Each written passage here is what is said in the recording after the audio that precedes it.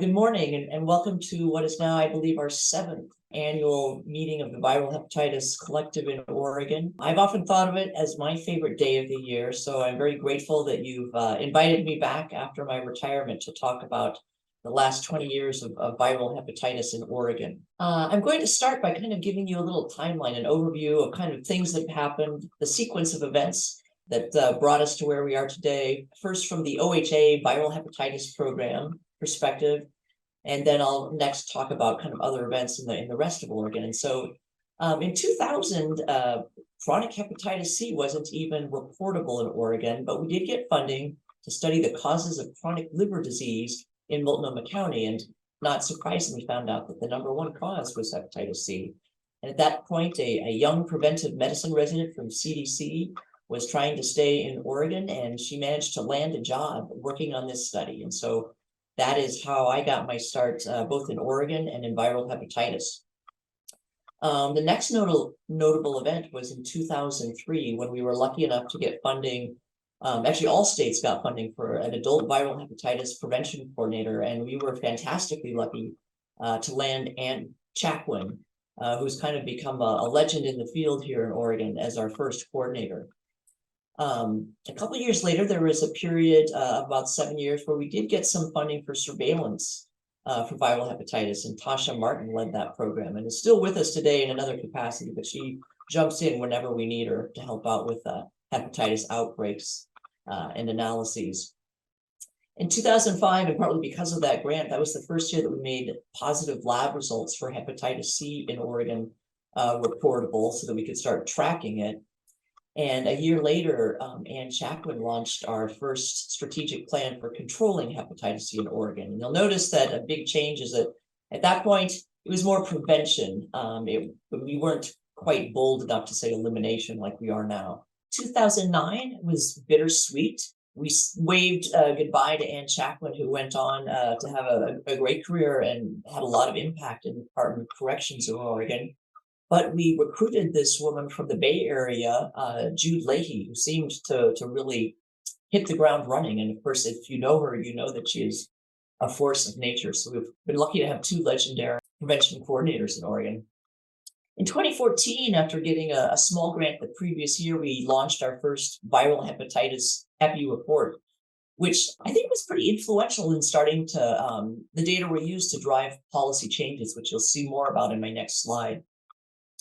And then just a year later, we got a small grant from CDC to do some community engagement work, which actually led to the founding of Viral Hepatitis Collective. So here we are today. In 2019, some other CDC funds were used for like a one-year pilot of the Prime Plus program. It was initially a collaboration between our program, the Acute and Communicable Disease Program, with OHA's Behavioral Health Program, and that was in three counties.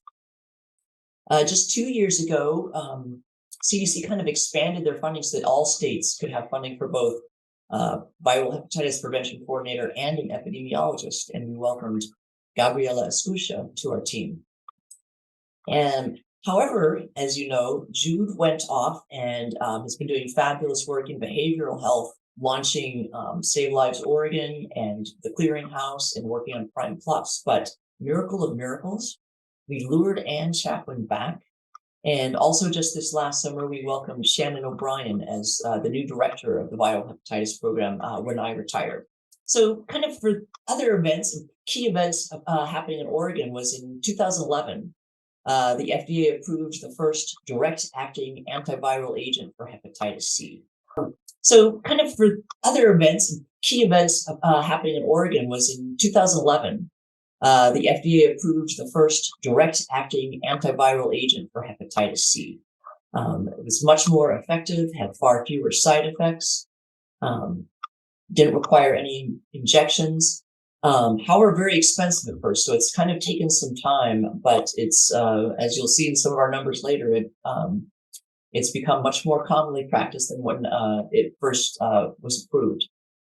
So as I mentioned before, we launched the Viral Hepatitis Collective in 2015, and they came up with their first Hep C, or actually viral hepatitis overall kind of plan for collective action. And The next year was also a very pivotal development in that OHSU received federal funding for the Hope study, which involved piloting use of peer recovery specialists to offer hepatitis C testing and treatment to people who injected, and really led the way to several other programs.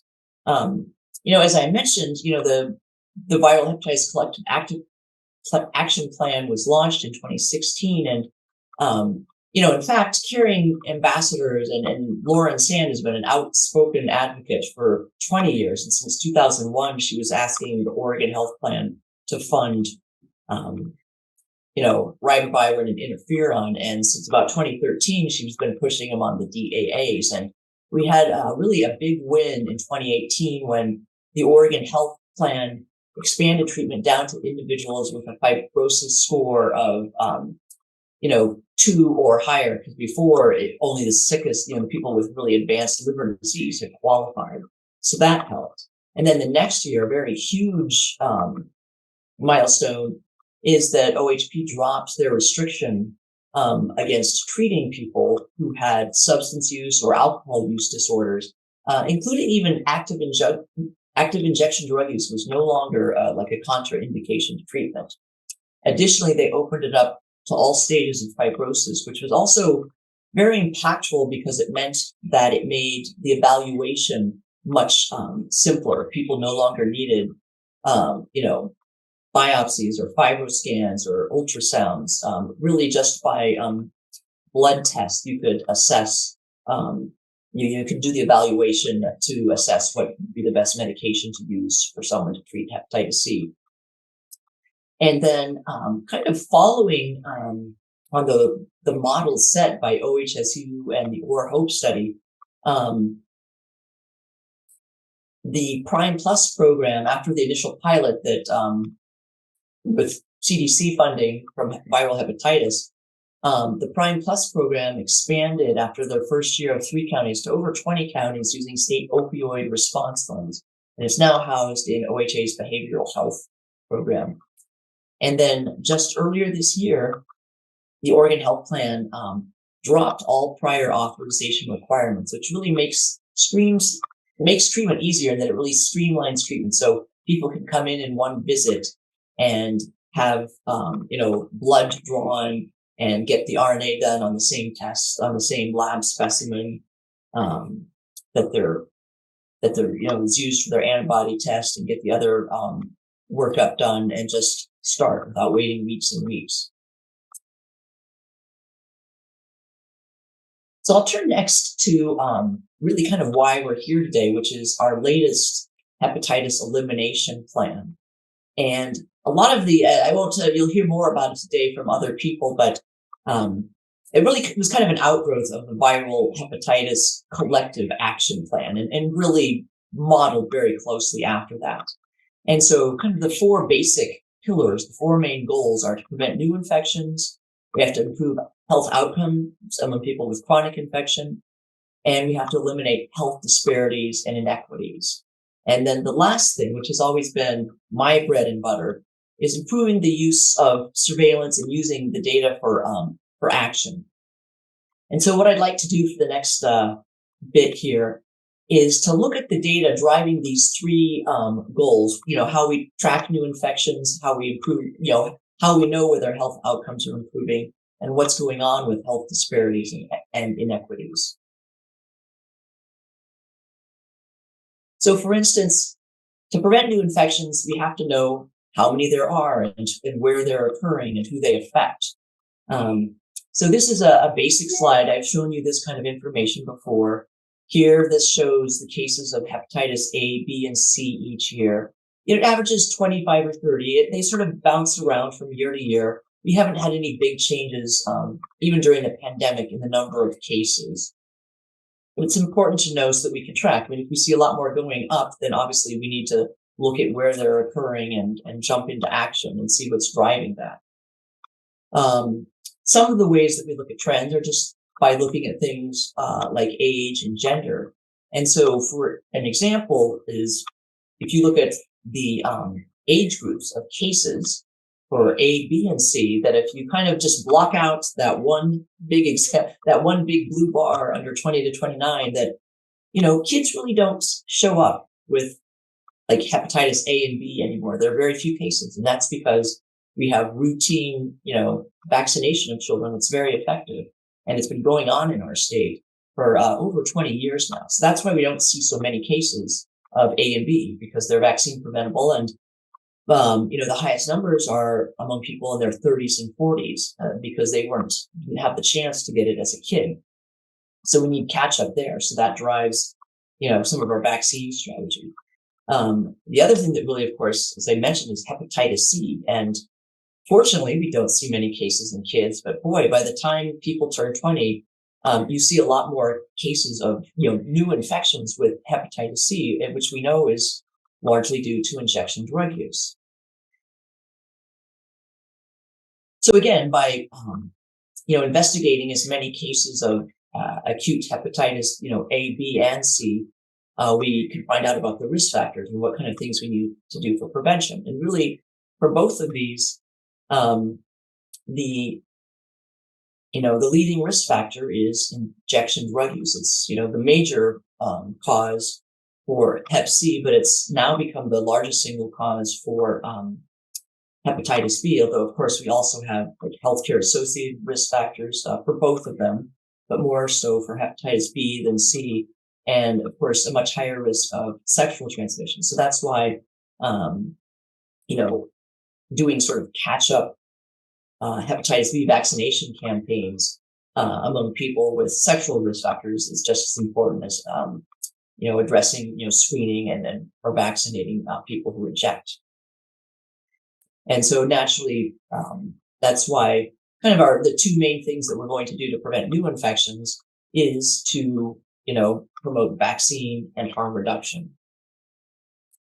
Next, I'll go to health outcomes. And this is our very basic slide looking at just the number of cases of chronic hepatitis C and B in the last 5 years.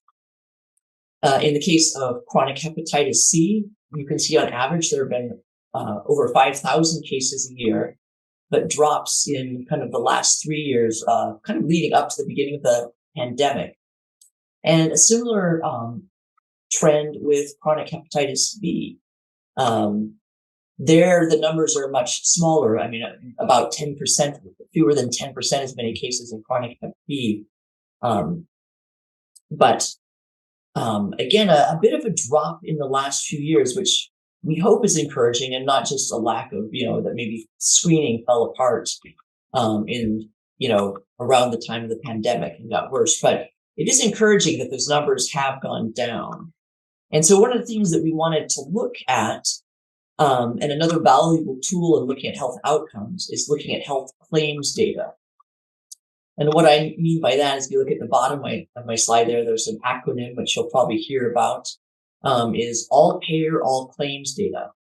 And the state of Oregon receives information from all insurance companies, all commercial companies, plus Medicaid and Medicare. So we can track health outcomes in over 90% of Oregonians.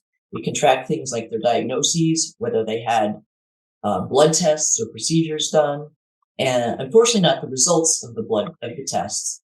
And we can also look at their prescriptions. So one of the things I was very curious is, after seeing a decline for a couple of years, is like, well, is that because testing has fallen off? So if you start kind of at the left, this is a slide showing the number of antibody screens done every year. The light blue is just everyone is all the tests, and probably more, some people had more than one. And the number of people who had their very first antibody screening test, meaning that they hadn't had one in the previous 3 to 4 years, is shown in kind of the darker blue or purple color. And the good thing is that even though numbers went down a bit from 2017 to 2018, for instance, the number of people having any kind of an antibody screening test went down in 2019 and 2020, they went back up again. So to me, that's a sign of encouragement. Now, the next figure The one on the right with the yellow line shows the number of people who got like a first RNA test. They hadn't had one as far back as 2015. And so if you think about it, people go, they have an antibody test, and if it's positive, they'll get an RNA test. So one explanation for a decline in RNA testing, even when you see that, in fact, antibody screening went up in 2021, is that, well, maybe fewer people were positive on their antibody screen, which would be a great result. It's hard to know for sure because we don't have the results of all those tests. But we know that fewer positive people were reported to the state because the slide I just showed you showed that the numbers were going down. Another explanation, which I can't entirely rule out, is that, okay, maybe people for some reason were still getting antibody tests done, but they weren't like continuing their follow-up and getting their RNA screening done. And that might particularly be an explanation during the pandemic, and particularly perhaps among older groups who are most, highly affected by hepatitis C. So we don't know for sure, but I think it's an encouraging trend that people are still getting antibody testing. And I think at least some of it is because fewer people are testing positive, because the work you're doing is having an impact. Now, this is the number of people initiating DAA treatment. And so if nothing else, we don't know if they finished it. These are the number of people who filled the prescription. So not just that someone prescribed it, they actually filled it, and that generated a bill that, then gets reported to the state. So the light one is anyone with a DAA prescription, and then the dark blue or purple is one where they've never had treatment before. And so you can see that we peaked in the year 2019 with 4,000. And based on some previous modeling that we've done, or we worked with consultants, that in fact we can reach our 2030 goals of, our WH goals of reducing new cases and reducing chronic cases by 2030 if we treat people in the 3,000 to 4,000 people a year range. So I'm very impressed that we actually met our goal in 2019, but as you can see, it's dropped down. And of course, the data I've shown you is from pandemic years, but it's quite clear that we need to catch up if we're going to get back up to that 4,000 level again.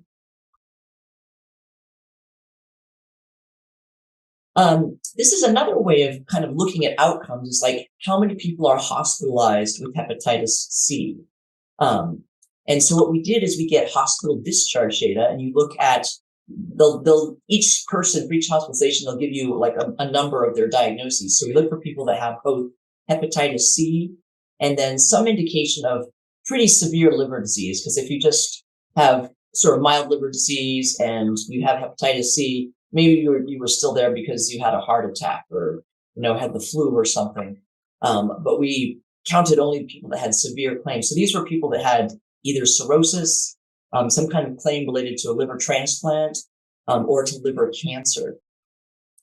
And there it's quite encouraging. I mean, there were over 2,000 in 2016, and that number dropped by 600 in 2020. The other thing we can look at is deaths. Again, this is anyone on a death certificate that has a diagnosis of hepatitis C. And I can tell you that for about 2010 to 2015, it had been a steady rise every year. It had been 200 or 300 and had gone up to 500, peaked in 2017. And then we've had some modest declines. So I think even the fact that we've been treating a lot more people, after about 2015, as the direct acting agents became more available, and in Oregon as the restrictions, became less, at least in Medicaid, there were fewer barriers to treatment. We are starting to see hospitalizations and deaths coming down. So even at the level we're doing, we're having some impact. We just have to make sure that we don't go back up again. And then just a coming attraction, another way that we're measuring outcomes is that we're doing a match between our liver cancer registry in Oregon and our surveillance data. So we can see how many of liver cancer cases in Oregon are due to hepatitis B and C. Because I have noted in the last few years that cases of liver cancer in Oregon have gone down in the last 5 years. So I'm very anxious. But this is something our surveillance team is working on. And then lastly, and very importantly, in order to eliminate hepatitis, we have to address health disparities and inequities. And so again, this is another area where we need to use our data to measure how big the problem is and to track our impact over time. And so this is looking at our new infections, the acute cases of hepatitis A, B, or C, people that have acquired that infection like in the last 6 months. And so each column, so if you look under hepatitis C, for instance, it shows what percentage of the cases, 3%, for instance, of the cases occurred among American Indian or Alaskan Native people. And 3% of the cases occurred for hep C also occurred in Asian people. But the last column on the right shows, well, what proportion of the population falls into that racial group. So 2% of the Oregon population is American Indian or Alaskan Native, but 3% of our cases. So that shows that, the numbers are small, but it's like, oh, that's a hint that perhaps new cases are more often occurring among American Indians and Alaskan Natives. And then similarly for among Black and African American people, they make up 2% of the population, but 5% of the cases occurred in Black and African American people. Then if you look at Pacific Islanders, they make up less than 1.5% of Oregon's population, but they made up 2% of our cases of hepatitis A and 4% of our cases of hepatitis B. So you can see, again, that's another disproportionately impacted group. Another area where we see the disparities, the racial disparities, are if we look at our rates of chronic cases of hepatitis C. And so if you look on, let's see this top one here, we're looking at different racial groups, and we can see that the two highest rates are among, on the blue here is American Indian and Alaska Natives, and then in gray, Black and African American. And then the next group is white people. So we definitely see these two, Black and African American people and American Indian and Alaska Natives being disproportionately affected, which isn't surprising because we also saw that among our acute cases. And then this shows our rates of chronic hepatitis B. And again, as what we have typically seen in the past, is that the highest rates occur among Asian people and Pacific Islander people. And I don't have the data here, but what we know about people who that are reported in Oregon with chronic hepatitis B is that probably 3/4 of them were born in foreign countries. And so these are some of the areas in the world that are most affected. And then you'll see that the third highest group is among Black and African American populations. And again, here we've seen that this is due to a high proportion of cases occurring in foreign-born Black people.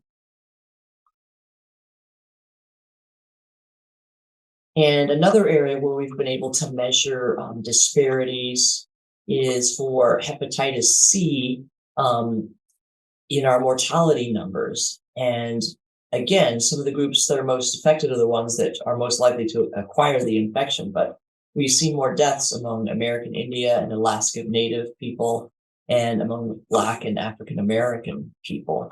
And I didn't show this slide, but that's also true for hepatitis B for Asian and Pacific Islander communities.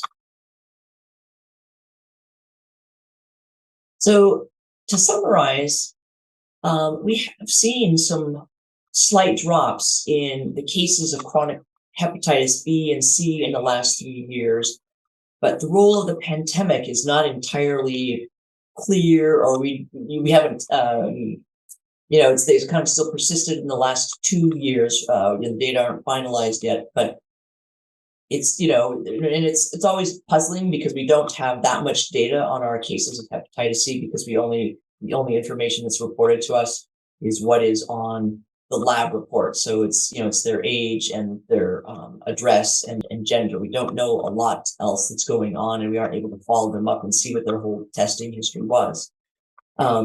What we do know from looking at health services data, that at least the rates of screening of hepatitis did not drop. But we're not sure if that's entirely because of fewer people actually being positive on their antibody screen, or perhaps not getting the confirmatory screening because we aren't able to measure that. But just the fact that fewer people got RNA tests is perhaps a hint that that the prevalence is going down in Oregon. We have looked at the rates of treatment and seen that they did reach a peak in 2019, and we did get to the levels that we would need to see to have an impact and to help, you know, to move to really make progress towards our elimination goals. But they fell in the next 2 years. And then another kind of downside, as it were, of our data is that, you know, our racial disparities and inequities are clearly still persisting in Oregon. But to end on a positive note, I want to point out that just the fact that the level of, you know, treatment that we've been doing is having an impact on long-term expensive outcomes, because we're seeing, you know, rates of hospitalization and rates of mortality, and we think rates of liver cancer going down. So that's thanks to all of, you know, the work of everyone who's participating in this effort. But we still have work to do. And I will just end by thanking the people that helped provide this data. The surveillance data comes from, for hepatitis, comes from Tasha Martin and Gabriela Escutia in the Acute and Communicable Disease Program. And then the mortality data was kindly provided by Jeff Capisi, who works for our HST program. And then lastly, we have a grad student at OHSU who's been working on the all-payer, all-claims data. And I'd like to thank them for their help on this.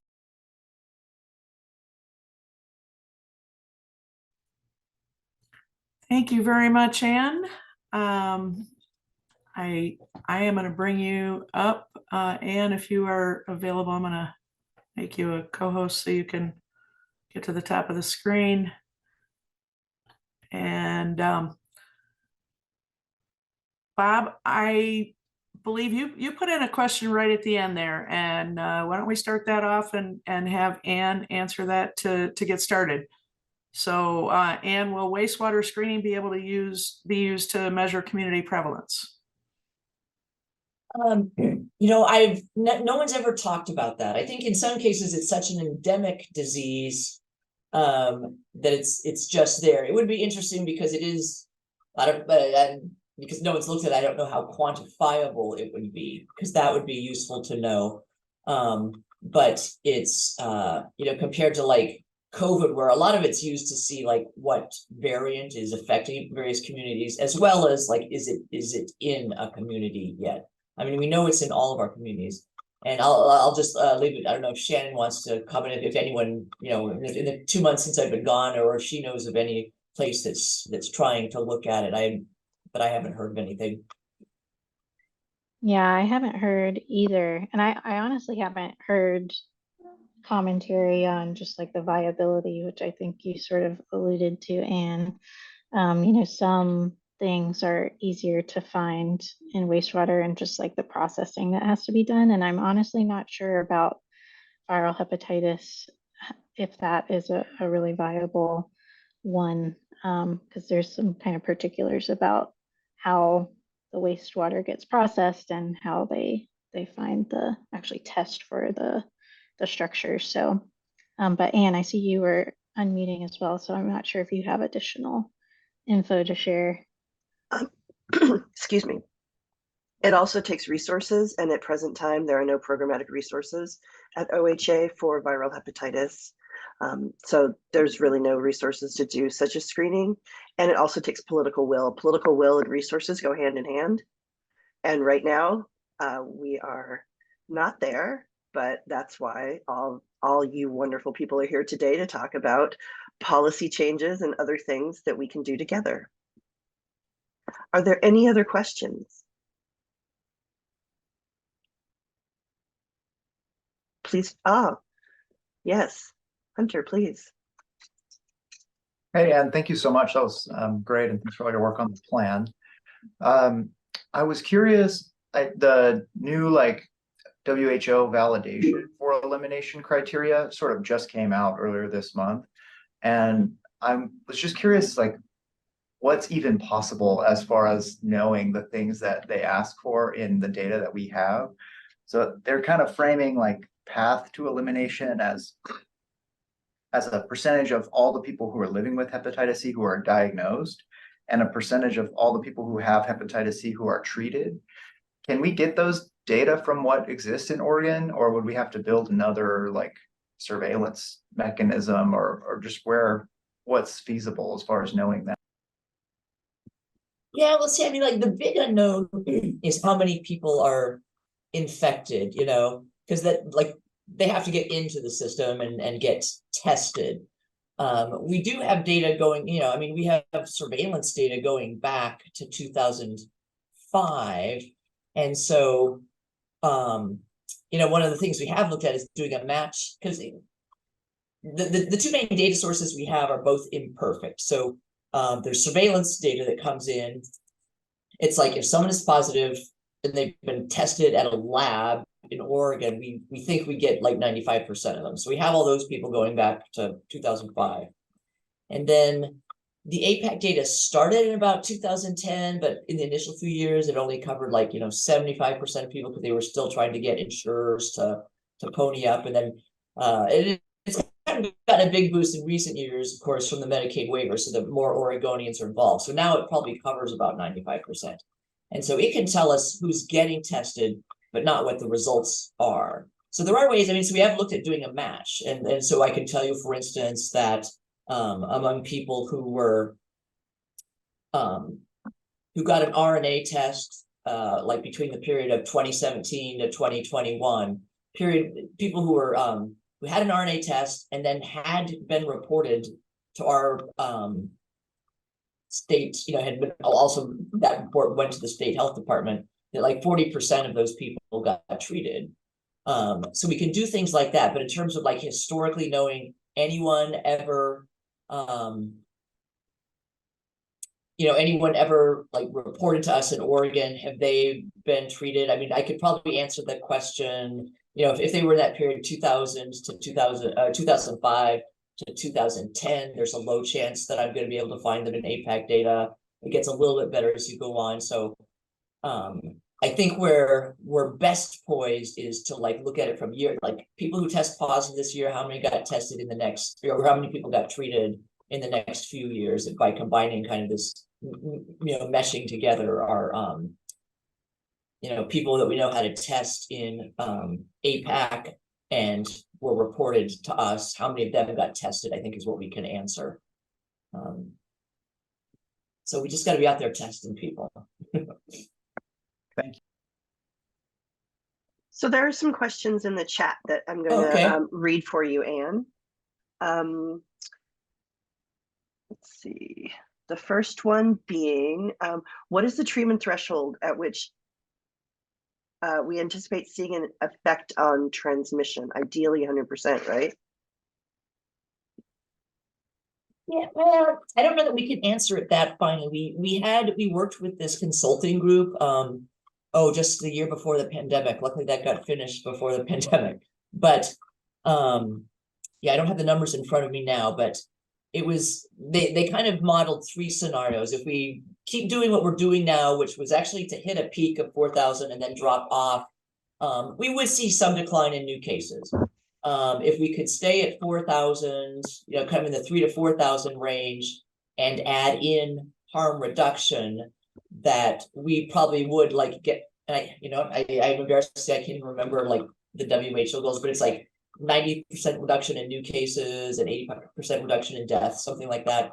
That we could do that with treating 3,000 to 4,000 people a year and having harm reduction programs in place. But it's not like they broke down the exact contributing thing. It's just because no one's actually modeled in a whole community of okay, we're going to offer everyone we can treatment in this county and do harm reduction. And in this county, we're just going to offer treatment widely, but not to do harm reduction. Like no one's done that trial. What they've done is they've looked at communities where, they review the literature and they look at other people who have modeled this and pool those data. I mean, so it's hard to put that fine of a point on it. But the good thing is you don't have to treat everybody. I mean, we want to. I mean, obviously, we want to treat everybody. But like you don't want to get discouraged, because in fact, if you could get to a couple thousand people treated every year, particularly in what happens is there's kind of, and because of our two age groups, right? There's a lot of people who have it in the older age groups, but they're not really transmitting anymore. You know, us original gangsters, we stay home and you know, with the cats on the lap, and then I'm streaming Netflix, and like I'm not spreading to anybody. But I'm the one that might get the liver transplant, right? So you know, by treating us, you'll see big drops right away, or not big drops, but you'll see in the next 5 years that deaths from hepatitis C and cases of liver cancer will go down. On the other hand, there's a group that's maybe not quite as big, but they're unfortunately, if you're young and you're injecting drugs, you're a pretty efficient spreader, right? So that's where all the transmission is happening. You don't like, I'm not going to see them so much in them hospitalized with cirrhosis or being diagnosed with liver cancer, because that's not till 20, 30, 40 years later. So that's harder to measure, unfortunately. But what we just need to do is what will make it easier to measure is if like everyone follows the guidelines and does universal screening, and then does 6-month or your annual screenings in people at high use. So if we're getting all those tests done and we're not seeing too many positive RNAs, then we get a sense. So that's a very roundabout answer, but it's kind of the strategy things are I think we're really, the focus has to be on young people, because those are the transmission, and that's going to be the best long-term benefit. And I think the other thing is when those data that I showed you of treatment going down, we also, of course, I didn't have time today, but we looked at it by age, and treatment was either going up or kind of holding constant even during the pandemic for people in their 30s and 40s, and dropping down in the older age groups, which makes me think, because people have known that they should test baby boomers for that's been almost 10 years now. And I think that group's getting saturated. I mean, I think hopefully most of them are getting tested. Of course, there's always our most marginalized folks that we still need to be working on and not forget about. But I think we're having an impact there. We're reaching it. And so we just have to get clinicians focused on everybody, annual screen, not being afraid to ask about the risk factors, or just saying, I'm going to test you. If you don't want to talk about it, don't do it, just test. Thank you, Anne. That it wasn't really roundabout. It's a very complex issue. So there's nothing easy about this. Yeah, there's a lot of pieces to that puzzle. So thank you for articulating those so well. Another question for you is, does OHA provide spatial mapping of acute HCV cases? It would be interesting to see an overlay with HIV STI cases to help guide community outreach. I think we know, but maybe be helpful to reinforce with the data. Yeah, I think the ability, I mean, it's possible to do that because we can map our acute, I mean, even just on a county level, you can do that. And we do have now, I believe it's active on our website, where maybe Gabriella can help bring it up. But I think we do have, I hope you go, at this point, maybe Ann Chapman, at least you could, I don't know if Gabriella's here too, is to put our new website. It's much improved on the surveillance end, and you can go in. There's a place where you can look up basically any of our reportable diseases, but if you choose acute hepatitis C, it'll kind of show you the recent trends. And I think at some point there's also a particular layout where you can see for a given county if their trend this month is higher or lower than their average cases for the last 3 years.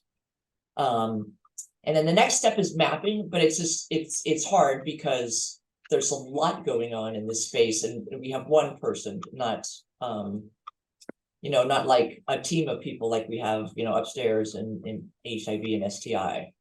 But it is possible, and it's kind of something to work for, but it's it takes probably more capacity than we've got right now, but we do have some good tools. I was just thinking about maybe we could get a Vista or a AmeriCorps student who needs a project. Yeah, that would be great. Yeah, just to get someone. Yeah, because it's totally something that you could set up probably in a year.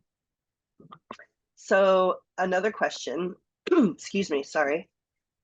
Can someone inform me if there's more specific information for the racial and ethnic demographics? I'm very curious because, for example, Asian is such a vague demographic. Is it consistent across geographic regions, like comparing East Asian versus South Asian? This person would love to see that specific data, and those data are in the elimination plan, and you can. Yeah, based on what we capture here in Oregon, historically we're kind of stuck with the like the federal census racial breakdowns. Now we are moving forward, trying to capture more granular race data and capture those regions in Asia. Probably the best sort of, and then what I can tell you is that because the majority are foreign-born, you can get a sense by going on to, I'm sure those data are available, like actually I think CDC or WHO, you can probably find places where it's mapped out for Asia. On the other hand, I'm not an expert on which groups are where in Oregon. It's kind of something that we could probably answer better in 5 years, honestly. Thank you for that. Actually, Anne, if I can interject for 1 second, I know that's a frustration on the CDC level, at the federal level as well. Very poor ability to break that out for any state. So that's something they're working on at the federal level as well. So.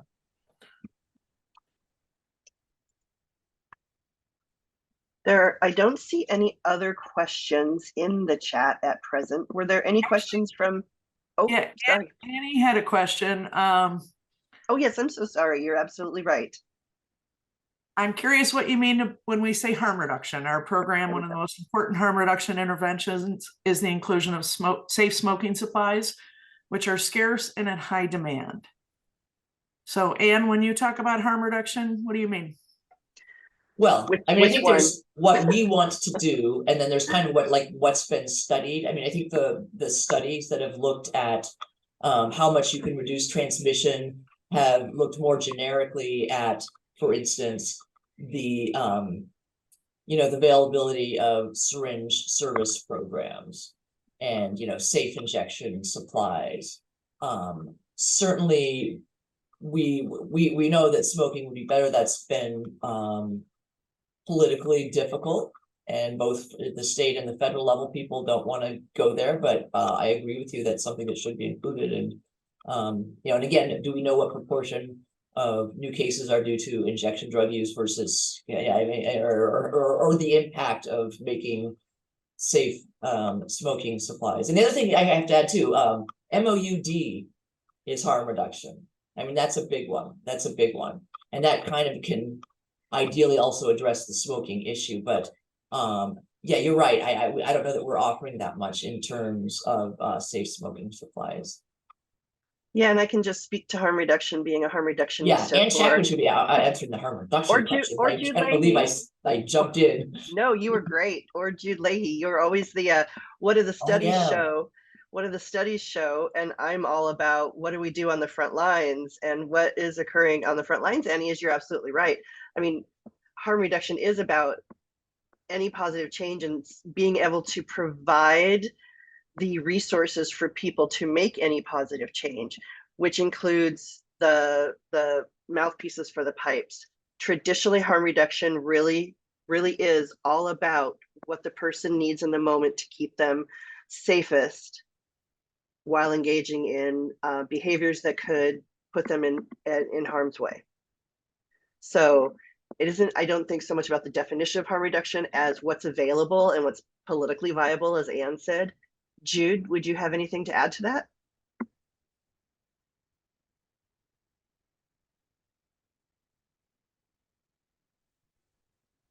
I don't think Jude's on anymore. Okay. But I could Okay. take a little whack at it too, as someone that's Sure. been in the trenches Yeah. doing harm reduction, as you know, and I tend to describe it as a philosophy and a practice that is meeting people where they're at and having them identify what they need to reduce their risk of engaging in risky behaviors, which we all engage in our version of risky behaviors, and have our own ideas of what we need to alleviate or mitigate those. So we don't decide for people what they need. They tell us.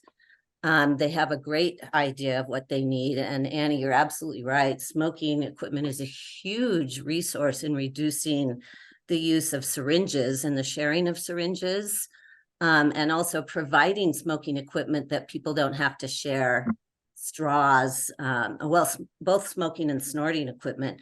There are programs who are doing that in the state. It is a very difficult thing to do, but it's very effective. And the program we have in Deschutes County is completely built around asking people regularly what they need, trying to get it for them, get virtually almost everything that they tell us they need, and finding ways to do that through funding, and navigating a lot of political, navigating the challenges of political will around that. But really it's both philosophy and practice, and it does include MAT, MOUD, and I think it includes hepatitis C treatment, of course, as well.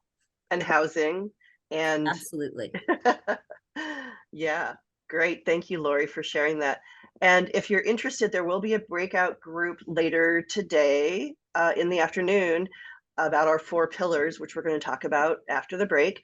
And prevention and harm reduction is the first pillar. So you can get with your affinity folks in that setting and perhaps talk more.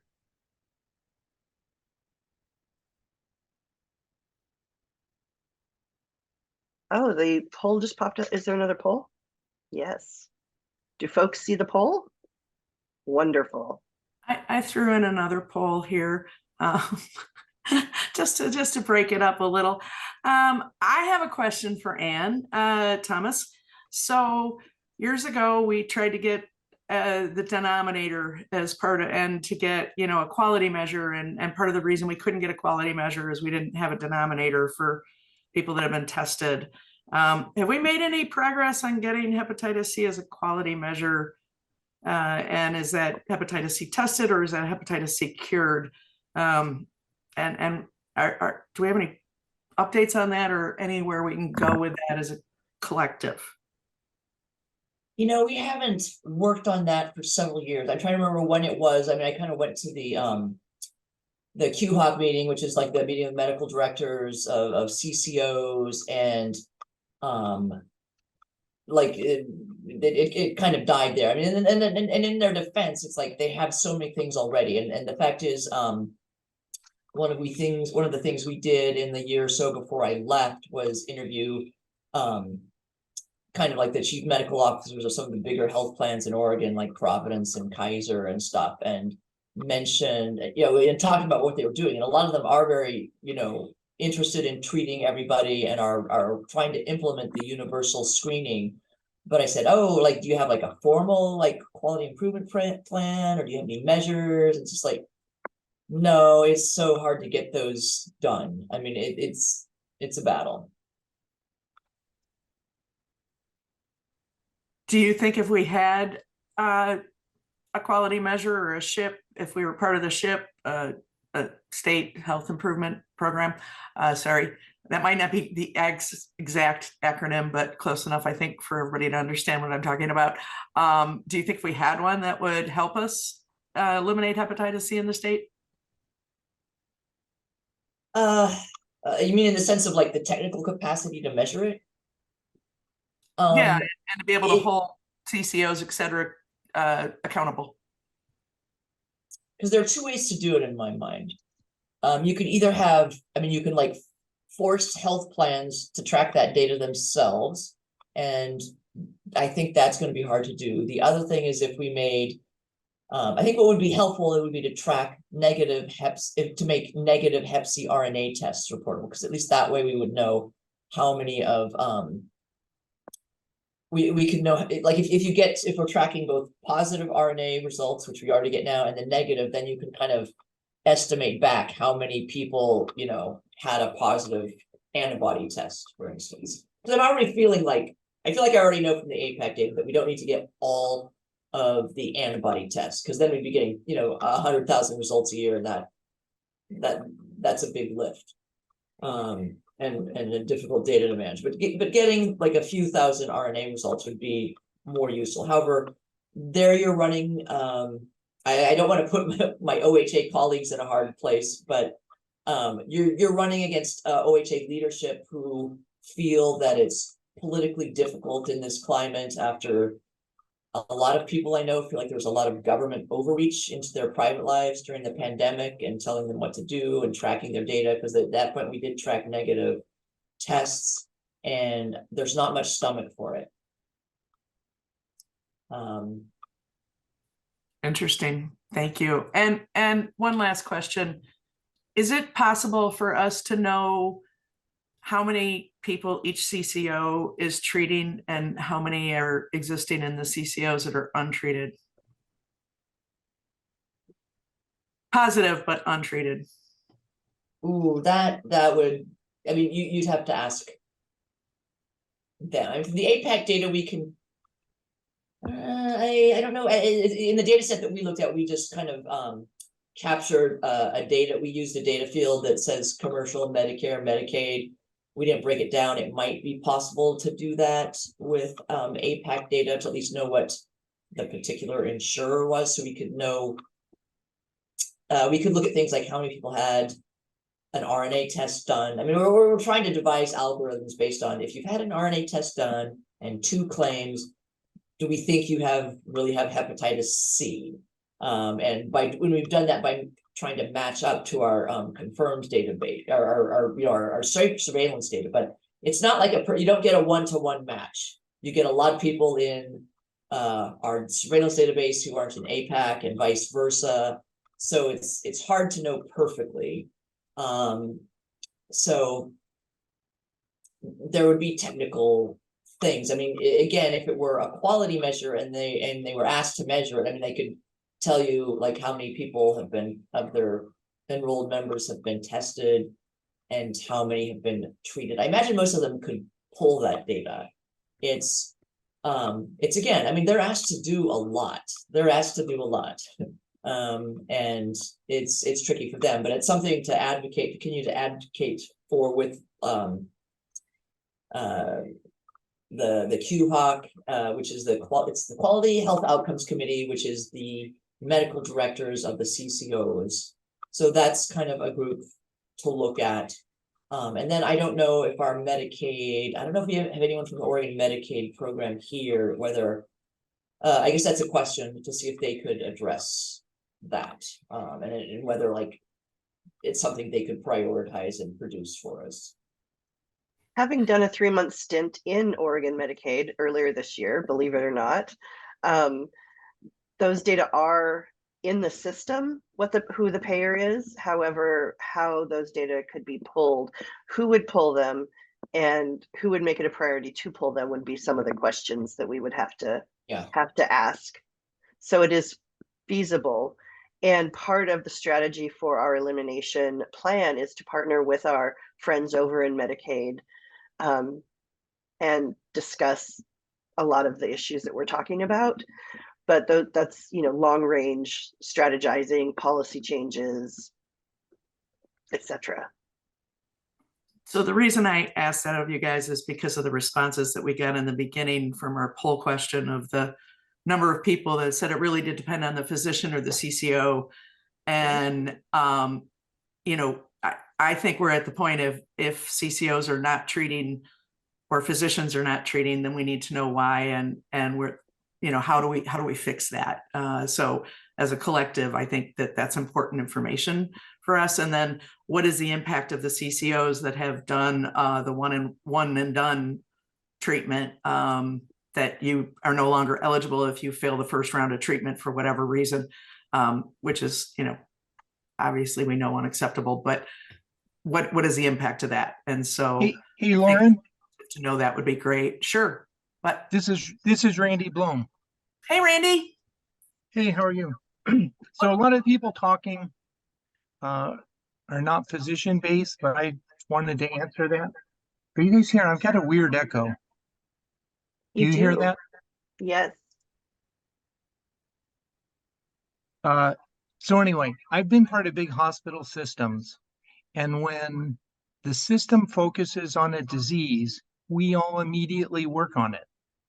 So, for example, when I worked on Providence, if they set as a goal treating hepatitis, you would see immediate results. So the hospital systems that train doctors, this echo's annoying, sorry. If physicians have it as their goal, you will see immediate results.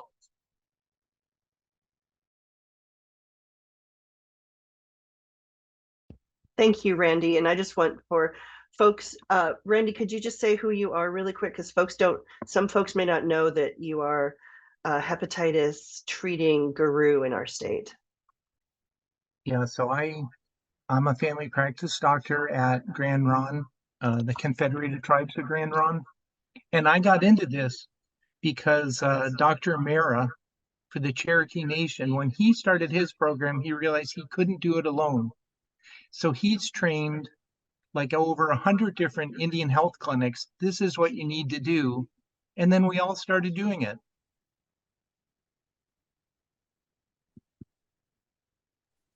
Thanks, Randy. You are definitely one of our providers in our League of Extraordinary Providers. Thank you. And I just want to mention that you got a kudo in the chat that's great encouragement for the med ed folks in attendance. Thanks, Dr. Blum. Are there any other questions? Oh, I'm sorry. Yeah, go ahead, Ann. Are there any other questions for Dr. Thomas, for any of the other data that she presented this morning?